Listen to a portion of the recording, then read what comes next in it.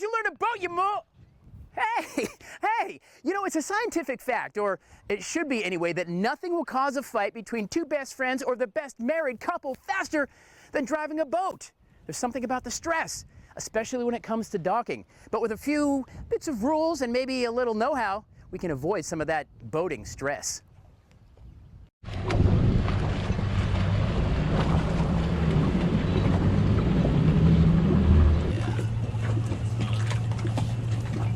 Being out on the water is super fun, but it isn't a free-for-all, as some boaters may lead you to believe, and it can be very stressful, especially at the dock.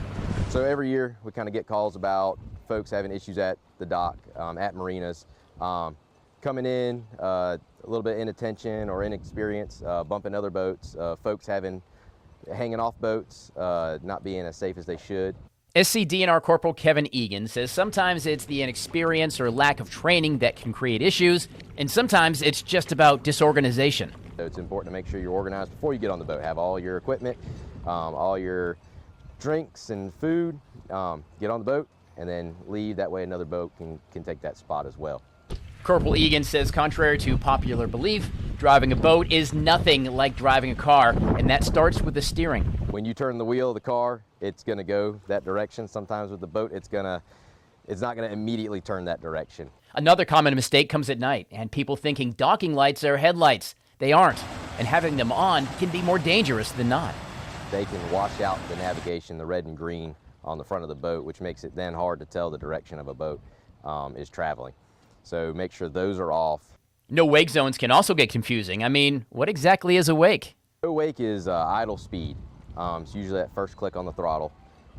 You're not going to be given any wake off of the boat, which is the white coming off the front and then the back. And of course, getting the boat off the water can come with certain challenges. Line yourself up. Try not, don't come in too fast. A lot of folks will just gun it down and then oversteer, and then you start getting yourself turned in ways that you didn't want to be turned.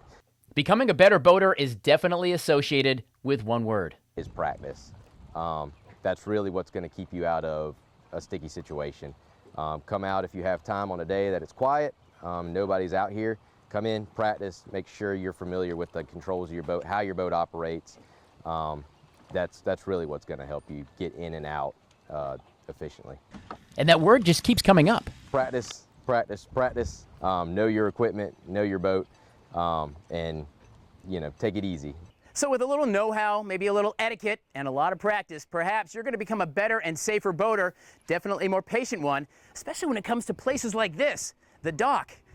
For more information on safe boating, go to abccolumbia.com. Until next time, I'm Captain Tyler Ryan. I hope you become a better and a safer boater.